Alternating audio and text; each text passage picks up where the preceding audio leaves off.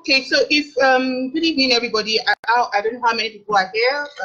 I've tried to wait. Sorry for the delay. I was just trying to wait for some people to come on and join us. So I don't. If you're here, can you just signify by saying hi? So I know that some people are here watching, and so that I can start immediately and let you go and have a night rest.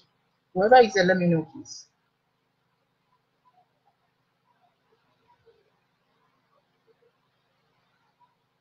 If you join the class, please let me know by saying hi, and so that I can move on and start.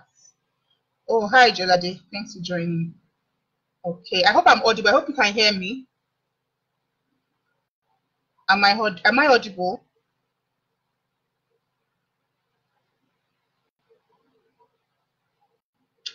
Can you hear me, please?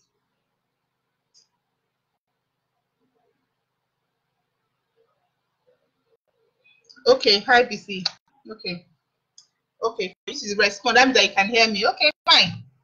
So for those that will join later, all right, so I'll just go ahead with what I have to say and talk. Okay, so for those people that are here, they already know me. So do I need to do introduction?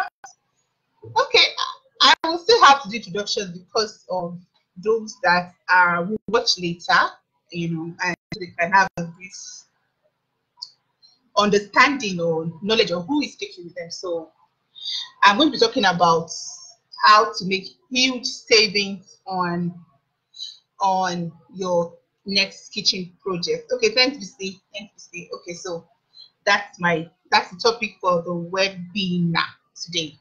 How to make huge savings in your next kitchen project. Okay, so all right, so I'll just go on now with my slides. Great. Okay, so for those that will be watching me later, my name is Shittu-Igbodike. I am the founder of JB Furniture and JB Furniture Store.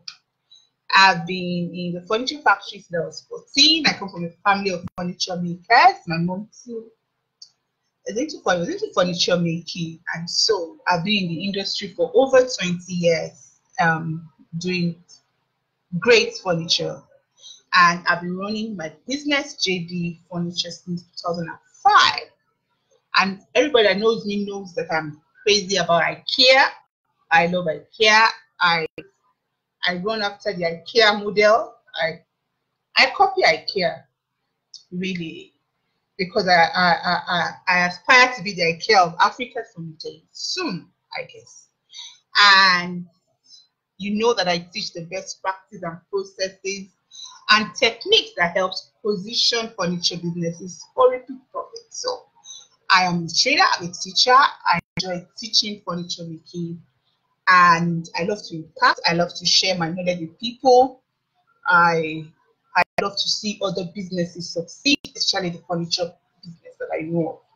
I am a core operations person. I teach operations management across manufacturing industry, not just furniture making. And I love furniture making. Okay, that's who I am. I'm a mother of 3 children, and I love to live life. I love to enjoy life, like every other person, I guess. And so that's it about me. And so I'll just dive straight into the webinar. Okay, so before I begin, I would have said that, okay, keep an open mind about what you may know. Yes, that's true. Keep an open mind about what you may know. For those that are here, I know that you already know a lot. So just be open, because I mean, there's so much to gain. There's so much to gain. There's so much to gain.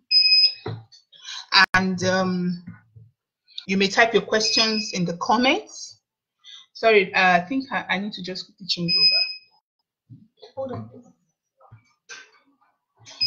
Okay, great. So you may type your questions in the comments, and then if you would like to take notes, please go ahead and take notes and begin to implement what you learned from me today. So in this webinar, I'll be talking about why you should build a career in cabinet making, and then the basic criteria for a profitable cabinet making project, and how to cost or estimate profitably.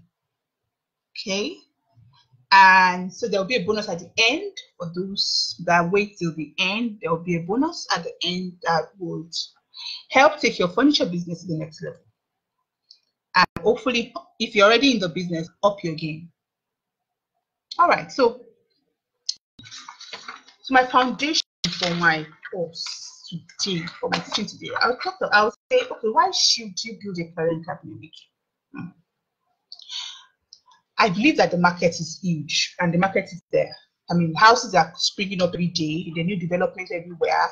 You go out to see buildings coming up daily. You know, because of the urbanization. You know, the population is growing. People need houses, and for every home, there must be a kitchen. Even for every office, usually there will be a kitchenette. So the business is there, and the truth is that we are not enough. You know, so you were not even enough to do the work that is there. You still see people still go abroad to import this furniture, and they will come in, and they'll come into the country, and they couple it and they sell. So why should you build a career in cabinet making? I think cabinet making is the simplest of all when it comes to furniture making. And so I always tell people that if you want to go into furniture making, start with cabinet making. I mean, that's the foundation. That's the first thing you can. That's the easiest really to start. That's the easiest to start. Okay. And so all you just need to do is your network. I mean, you have contacts, and the customers are there. There are buildings coming up, sites are coming up every day. All you just need to do is walk into one and pitch yourself, and you get it. And as for building, it is one of the easiest parts of furniture making. Okay, and so that's why I think you should build a career. The easiest to start. You don't even need to buy any tool. You don't need to buy anything. All you need is a complimentary card, probably a registered business name, yes, so that you can collect your checks or get your payments done, and that's it. And the knowledge in your head, yes, and you can start cabinet making. It's that simple, really. Okay. So all you need to know before you can go into this career of being a cabinet maker or a kitchen expert, let me put it that way, you need to know how to measure accurately. Now you have a space. That's one of the things that I see people do wrongly.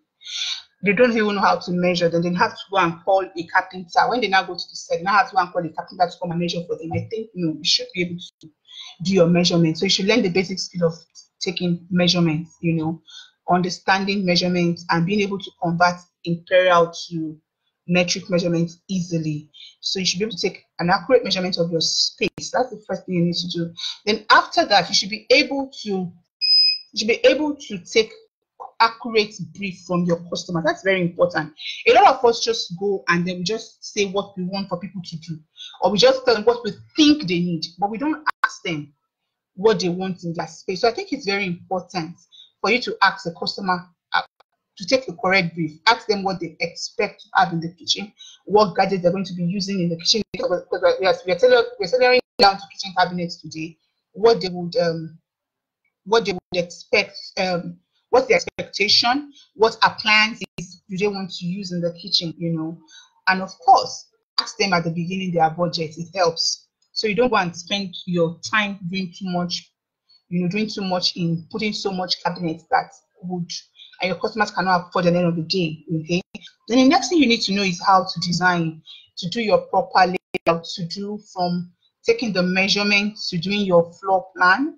I think it's a bit of interior designing, and do your floor plan and lay out your cabinets. And the good thing is that there's software that help you to do all of these things now. You can use SketchUp, you can use I use SketchUp, and I also use an interior design software called Chief Architects. There's so many of them. So people use AutoCAD.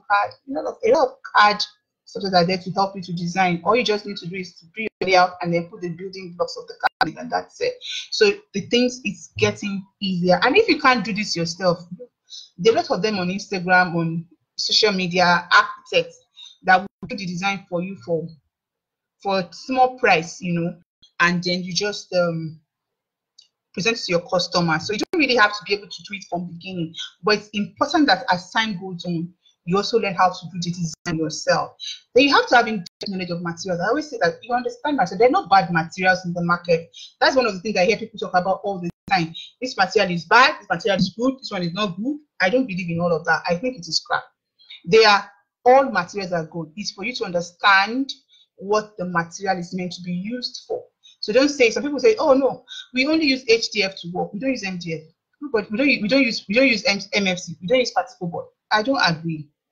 If you go abroad, even in US, they use more of MFC, that's particle board, to do their cabinets, and they don't come to complain that their cabinets are breaking. So because there are different joinery methods for each of this material. So all you need to know is what the best joinery method for the material that you want, because customers' budgets vary.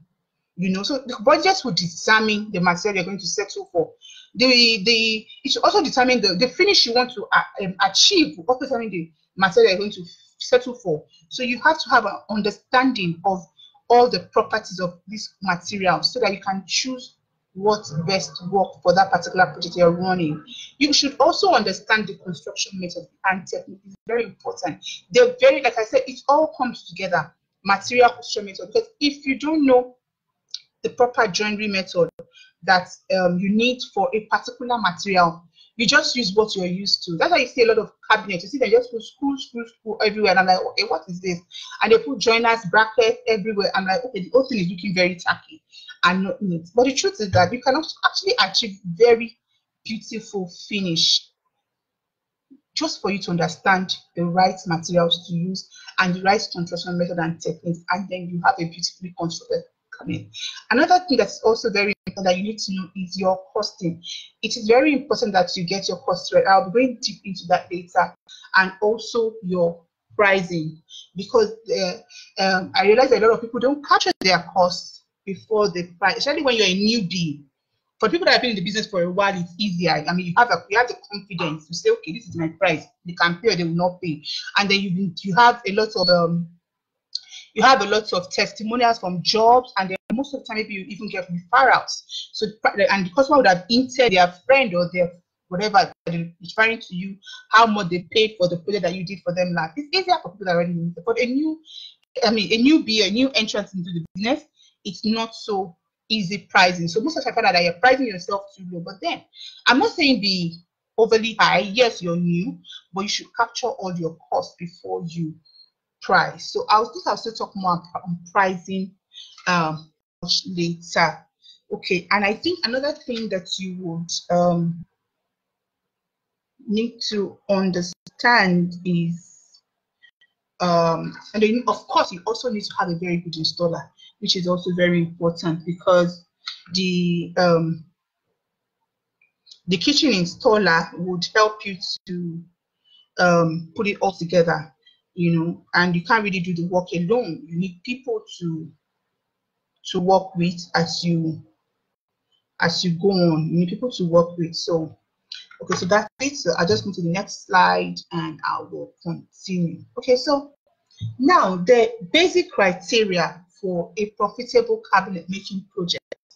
What is required to produce a very, very, very good kitchen? I always say that these things are into, I mean, there are two basic criteria to me that is important, and one of them is for you to design for function. Now, I see a lot of people design. I realize that when people are designing, they just design for beauty, as in, oh, they're putting the cabinet like this, there's a tower cabinet here, there's an island here, and all of that. But then the basic thing is the kitchen functional. Are you going through the proper, is the kitchen following the rules of a basic kitchen, which is the appropriate work triangle, the distance between the cooktop and the sink and your refrigerator. There is a distance, there is an allowance, and that those three appliances, major appliances, is what determines your positioning. So in a kitchen, for example, you must first of all determine the location for your cooktop. I mean, your cooktop is your range or your gas cooker or your electric cooker, whatever you want to call it, and where your sink will be. In the average Nigerian home, we usually put that under our window in the kitchen. Fine. So that might be fixed for you. Or where there's already an electrical plumbing, plumbing done, you know that you can't change the position if it's not a new project. And if it's a new project or a new house, for example, I mean, you can still be able to change position. But if it's a place that people are already living and they just want to do a makeover for the kitchen, you know that there's some things you cannot change, but you cannot start breaking tiles, and the customer might not really totally agree with that. So you can't do that. So so you just position these two things first, and then your refrigerator. So these three items must form a triangle. And when they form a triangle, the distance between each of these items should not be more than 2.1 meters. That's the maximum. Okay. And then when you travel, because the truth is that for it to be functional, you have to count your steps. You have, because when you are walking in the kitchen, I'm a woman, so I know you're always moving from the refrigerator to the sink to the cooker, because you are bringing out something from the fridge, you are washing it, or you're washing and you're taking to the fridge, or you're taking from the fridge, you're going to the sink, and you're putting it on the pot. So that distance is so important that the distance is not so far. So those are the first things that you position. When you position those things, then you can now start building cabinets around it. So let's say, and when the kitchen is functional, why it affects your profitability is because the user will enjoy using it. And when the user enjoys using it, the user will give you a referral. So at the end of the day, it's profitable for you in the long run. Okay, it might not be cash in your hand right now, but when the person enjoys what you've done, it's so easy to get referral. The other thing for me, that's the second criteria for me, is that you have to design for optimal use of material. I always tell my students this one. I said it's not about just cutting board and say, oh, I'm designing. No. You have to design in such a way that you don't have wastages at the end of the day. When you've done your cut list and then you are cutting all the parts of the cabinet, you should have less than 5% of cut or wastage. That is showing that, and because if you don't cut well and then you are having a lot of off cuts, that means that what you're supposed to use, for example, maybe you're buying boards, you're supposed to use, for example, maybe, or where you would use, if you've not done my class, if you're not designing optimally, where I will use like maybe 5 boards for a whole kitchen cabinet carcass, you might end up using 8 because you did not design for optimal use of material. So that is one of the major things. That's where I see a lot of people losing money. Just tweak dimensions, small. For example, maybe when you're cutting maybe the width. Okay, usually what is flexible in cabinets is always the width really, because the sides are the same. The width and the doors are usually what is usually flexible, and then the shelves because of the width or because of the base of the cabinet. So that's flexible, but the set are always the same. We know that, okay, averagely from a sheet of material you get about 6 of the side panels. Okay, that is fixed. But the one that is not fixed are the base of the cabinet and probably the partitions and the shelf. So you have to design such a way that by the time you are cutting those things, you don't have zero waste. So what I mean is that, for example, if you have a measurement like 650 mm and you're using a sheet material that is 1220, that's 4 feet, width. By the time you want to cut 650, to cut 651, what will be remaining is 550. So it means that you're trading that 550 was not useful for your project like at that time. But instead of you to cut 650, you can reduce it a little bit and change that dimension to 600, so that you can cut it. You can have 2, okay, and that is how you become profitable, not necessarily by marking up so much. So when you cut down all the wastages, you're already saving money. Okay, but when you don't cut down these wastages and the wastages it will start from how you have designed, because it's what you have designed that you now prepare a cut list for. That you now use the cut list to cut out your panels and you start to couple. So without the proper designing, it's a lie. You can never be profitable. Okay, so for me, those are the 2 things that you need to. That is very, very important for profitability. One, I said designing for function, which is going to give you in a long run profitability. But designing for all kinds of material will give you profit now. Okay, so you need to take into account those 2 things when you're designing your cabinets. Okay, and I always say to people that the components of a good quality cabinet or even good quality furniture at every time. It's the component of the material that you choose to use. Your construction method is very important, and the finishing. These are the 3 things that determines the quality of your products. So at no time would you take one of these 2 things, one of these 3 things, and then forget about how you have to now.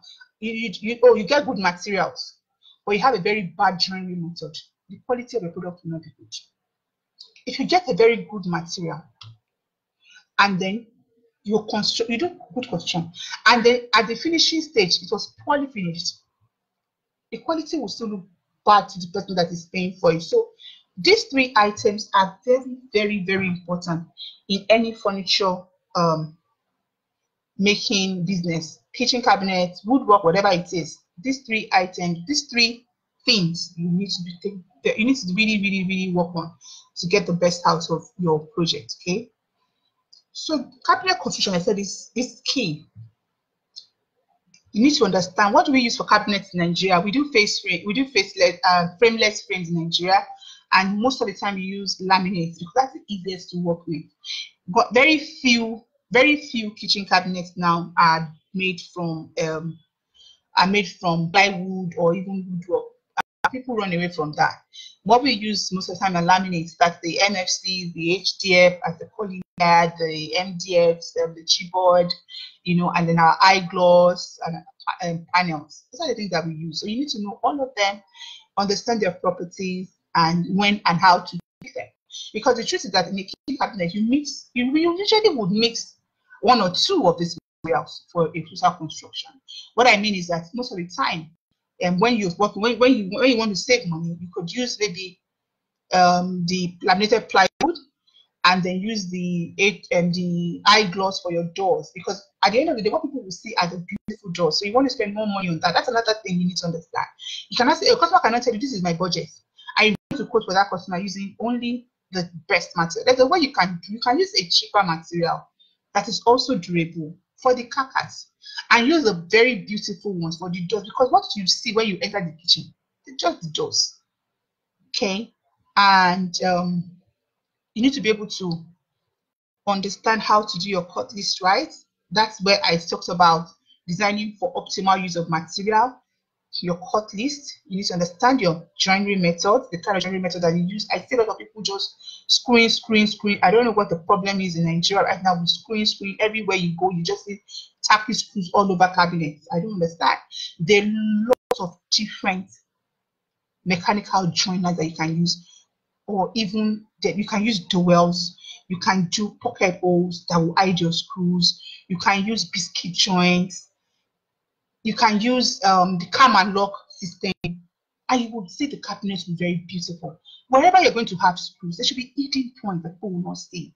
Maybe under the cabinet, for example, you're trying to save money, you're trying to gain speed. You can use screws for that, but not like on the side panel.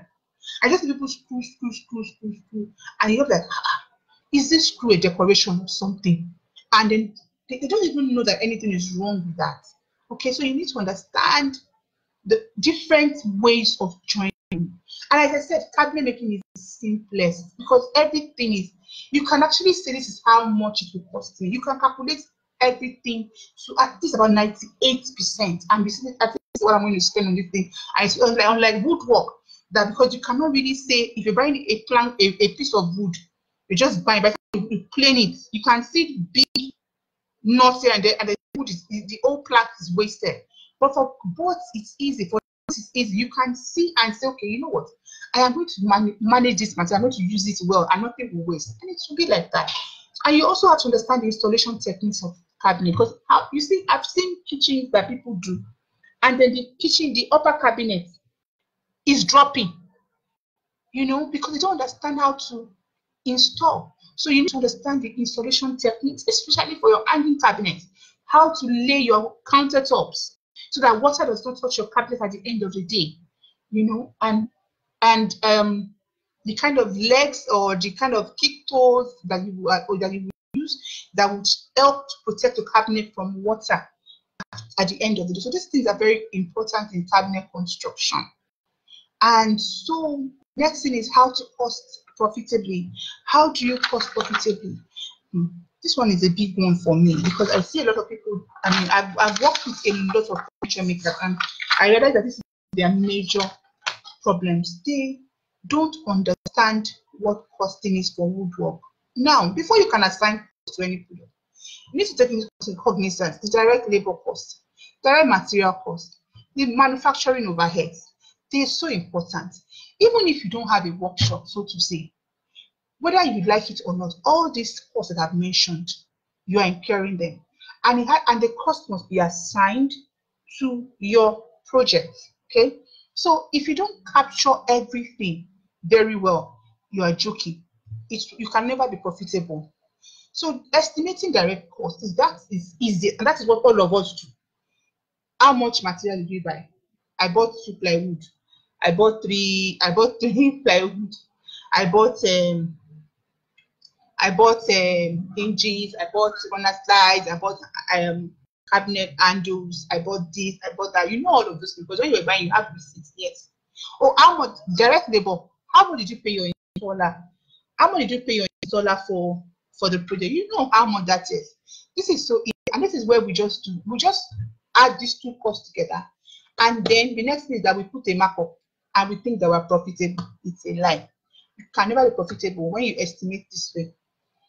Okay, so you need to capture your indirect costs. Now, there are your overheads. Your overheads are you call your customer.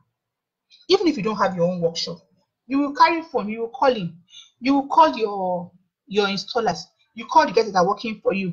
You are not on site. Somebody will be there on site monitoring the workers for you. You're calling. That overhead, that call time, what are you going to do? How are you going to make account for it? Now you yourself, you're not supposed to be paying yourself a salary.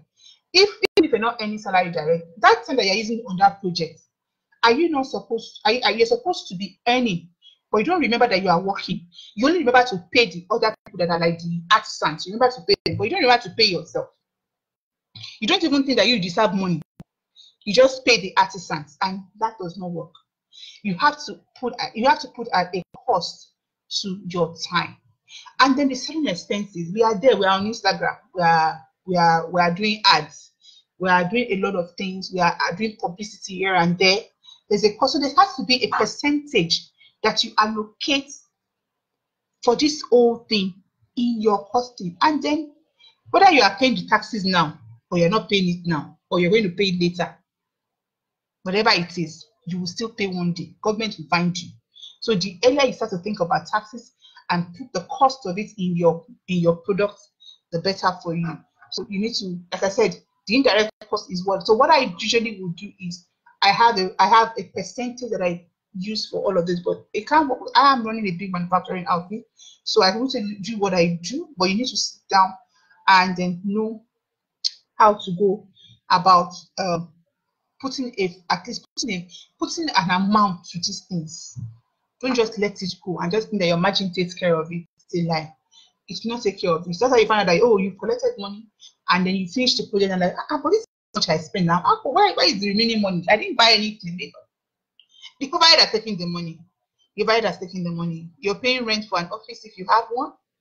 Even if it's your house that you are doing the business for, are you not paying rent? Even if you're the owner of the house, you don't pay money to build the house. Do you understand? So these things have to be captured. It has to be captured. We should not be scared of capturing our costs. It's very, very, very important. So having said all of this, I would now say, what is the next step that is required in running a profitable cabinet making business? Okay, the next step for me, or that I would recommend to you, is that you join our 3-day course on cabinet making if you've not done it before. If you've done it before, you know what I'm talking about. You know how the class is. It's just a 3-day course on cabinet making that captures in detail all I have said. Okay, and much, much, much, much more.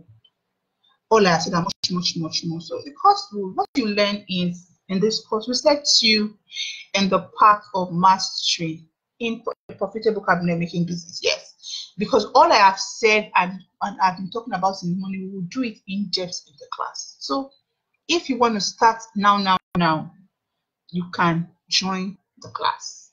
Okay, and in the 3 days you will be learning material selection, all the materials, their usage, their properties, how to tweak them, when to use what and when not to use what. You will learn how to manage material and use them for optimal use and optimize them. We'll teach you the design process from measurements to drawing all your floor plans, to laying them out, to the model diagram, to putting all the allowances, everything will be taught. And then we'll teach you how to prepare your cut list. We'll teach you all the joinery method, and it's going to be practical. Yes, it's always practical. You will get to hold the machine and then do something, because we believe that if you understand how to do it, and it's easier to control your workers at the end of the day. Okay, so we would also teach you how to cost properly. We have a very, very, very nice template that we use for costing. We'll share that in the class, and then we'll teach you how to cost. So the costing becomes easier because everything that you need to capture is already spelled out for you, and then we'll give you all the allowances that you need for your overhead, all the things that you need to use to capture your overhead. So once you put in your material, it automatically calculates the total cost for you with all your overhead put in place, which is so good. And they will teach you the pricing model, because there are different pricing models for cabinet making. You can set to price your cabinet per linear meter, and you can set to price per job. There's so many ways. You can price them per square area of storage. So there's so many ways of costing your cabinet and pricing your cabinet.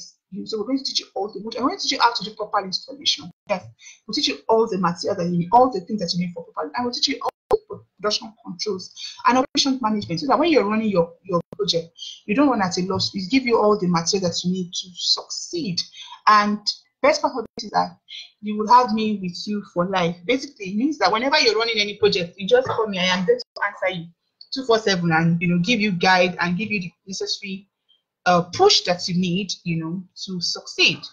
Okay, so that's what you will be learning and much more. And the class will be from 9th May to 11th May 2019. Registration will close on Monday, 6th of May, and the venue will be in Olupeju, Lagos. So I don't think you want to miss this class if you really want to succeed in cabinet making. And your investment, how much will you be paying for this? Class is just 70,000. Ask the people that have done it. The last time we had this class was May 2018, because we don't have it all the time. People have been on the waiting list. A lot of people have joined, but we still have some slots open. So if you're interested in joining our class, please do join the class, and you will be very happy. And I can assure you, you get much, much more than your money is worth. Okay, so if you've been part of this webinar, you will be getting a 15% discount from us. So it means that all you need to pay for this class is 59,500, and that is just for 24 hours. So it means that you have to pay before midnight 4th of May, because after midnight 4th of May, it goes back to 70,000, and by Monday midnight 6th, class registration closes. So that would be it. Okay, and then the payment details is into our account, or send or you can send a DM or message afterwards to the JB Furniture School number, and you can send the account details if you're watching later. And people that have done the course have this to say. Kennedy Ramola said she was taught extensively on cabinet making, woodwork and upholstery, furniture when she was in JB Furniture School. She's actually an architect, and she came in to join us. She actually did more than cabinet making, but I think that she's making us proud because she's done so well for herself since she flew from the school. And we also have Monica of Perfect Furnishing. She said that is the best investment she has made her business, because I remember that she's now, she's going to open her own showroom and all of that, and it's just amazing. And Chioma Ohachu, also an interior designer, has a lot to say. She's said the cabinet making class was the best decision she made to boost her business and take it to the next level, and that the knowledge that she gained from us was what gold. This can be your story too. So I would advise that you join the class if you are interested in taking your cabinet making skill to the next level. Eyebo also has this to say. She was glad she came in contact with JB Furniture School page on Instagram. The classes were top-notch, experiences and various views were expository, and she cannot thank me enough. But she said she will make me proud one day, and she is making me proud. I mean, I saw the last video that she put up on Instagram, and I was like, wow, and she's really making me proud. And so this is what people have to say, and so many of them. Choma came all the way from Asaba for her 3 days training. She had to stay in the hotel for 3 days, and she did not mind. She left her family, she left her business, and she came to them. And today she's better for it. So this can also be your story, So you too can join this class and be better for it. Okay, so would there be questions and answers? I'll take that in the comments, and then I'll just round up the class. So thank you. Oh, Aisha, thanks for joining. I'm just seeing this. Who else joined? Okay, thanks for joining. BC, thank you for joining. Okay, and so that's it. That's all I have for you today, and I hope that I didn't take too much of the time. Wow, 2 minutes gone. Are there any questions for me so that I can go do other things and release you to go and get to work? I know that you guys will still work this night or prepare for the night. So whichever way it is, are there any questions? And if you're watching the replay, just post your questions in the comments and I will get back to them later. So do I have questions? Do you have questions? Do you have questions? Do you have questions? Do you have questions? Are there any questions, please? so that I can round up. Are there any questions so that I can round up and close the class? Are there any questions so that I can round up and close the class? So, okay, so if there are no questions, I thank you once again for joining. I thank you for engaging on our posts, for engaging on our, on our pages. And if you're not part of our community, I would implore you to join the Furniture Expert Network on Facebook. Just search Facebook Furniture Expert Network and join. A lot of things happening there. We have a group, a community of furniture makers where we talk about various issues that put us on how to grow our business and how to get better. So you may want to join the class if you're not there already. Join that group rather if you're not there already. And don't forget the offer, the discount closes by Saturday, 4th of May, midnight, and that will be it. And okay, thank you, BC. No questions. Thank you all. Thank you all. Thank you all for joining, and have a beautiful, beautiful night rest. Good night.